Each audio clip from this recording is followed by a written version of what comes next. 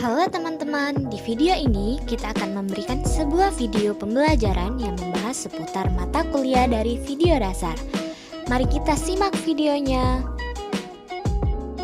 Kilas mata kuliah pembelajaran video dasar ini membantu mahasiswa dalam 1. Memahami video dasar 2. Memahami garis imajiner 3. Memahami teknik pengambilan gambar 4. Mengetahui macam-macam angle dan jenis shoot 5. Membahas sinematografi 6. Memahami format dalam video 7. Pengenalan teknik proses editing dan 8. Mengenal aplikasi software editing video. Kilas materi. Ada beberapa materi yang akan kita pelajari dalam mata kuliah video dasar, yaitu 1. Sinematografi 2. Garis imajiner 3. Jenis shoot 4. Macam-macam angle 5. Format video 6. Editing video.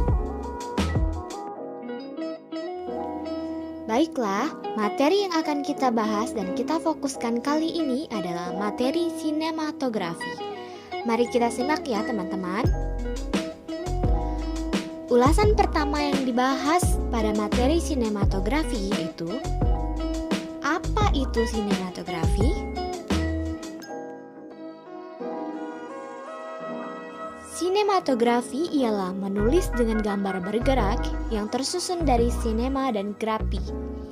Sinematografi ini bukan hanya pengambilan gambar, namun meliputi pembangunan ide, kata-kata, aksi, emosi, tone, dan berbagai format komunikasi nonverbal dan meramunya dalam karya visual. Conceptual tools of cinematography, yaitu the frame 2. Rule of third 3. Light and colors 4. Texture 5. Movement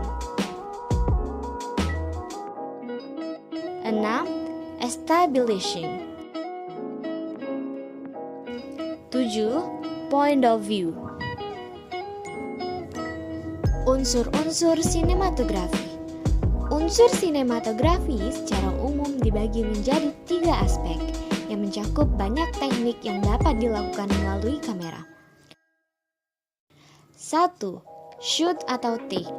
Shoot atau disebut juga dengan take adalah bagian dari adegan.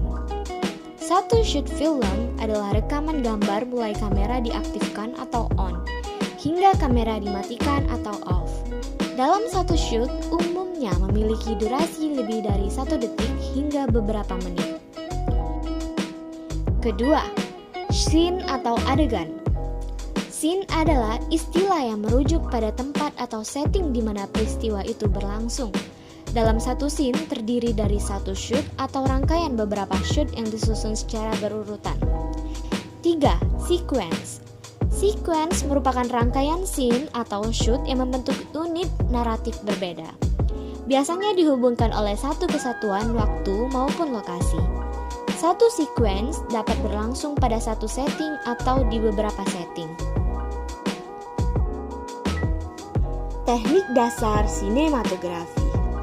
Terdapat beberapa macam teknik dasar sinematografi yang dapat kita kuasai, di antaranya over shoulder shoot, extreme long shoot, very long shoot, medium shoot, close up shoot, panning shoot, crane shoot, dan tracking shoot. Long shoot, medium shoot, dan close up shoot hanya dibedakan oleh jarak pengambilan gambar. Yang ketiga adalah yang paling dekat dengan kamera. Seperti halnya bird eye view, long shoot bertujuan untuk mengambil adegan secara keseluruhan, tapi kalian tidak perlu menerbangkan kamera untuk adegan long shoot. Cukup rekam adegan dari jarak jauh saja.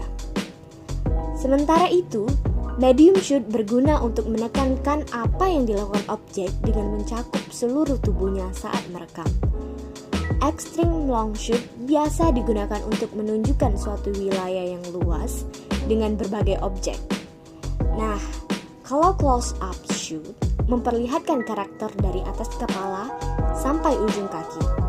Berguna banget untuk menciptakan kesan dramatis. Selanjutnya ada panning shoot. Teknik panning shoot menggunakan pergerakan vertikal dari kanan ke kiri atau sebaliknya. Pada dasarnya, teknik ini memang termasuk simple dalam pengambilan gambar. Selanjutnya ada crane shoot. Teknik ini dilakukan secara vertikal atas ke bawah atau sebaliknya. Teknik ini biasanya diterapkan untuk menghasilkan efek transisi yang unik. Dan terakhir, tracking shoot. Tracking shoot bisa dilakukan jika terdapat stabilizer kamera. Komponen tersebut harus dipersiapkan agar pengambilan gambar tidak bergetar atau goyang. Jika hanya menggunakan handle saja, rasanya akan sulit karena bobot kamera yang berat. Teknik tracking shoot biasanya dilakukan untuk pengambilan gambar dari jarak jauh menjadi lebih dekat. Teknik komposisi sinematografi. 1. Natural framing. Komposisi natural framing sangat cocok digunakan untuk mendapatkan pandangan yang padat dan alami, terutama pada bagian subjek, latar belakang, dan benda sekitar. 2. Titik leading line. Komposisi ini dibuat dari sebuah garis yang memanjang untuk mendapatkan titik sumbu. Teknik ini biasanya memanfaatkan objek tambahan, misalnya gedung, jembatan, dan perahu layar. Anda tinggal mengatur penempatan kamera agar bentuk garis lebih proporsional. 3.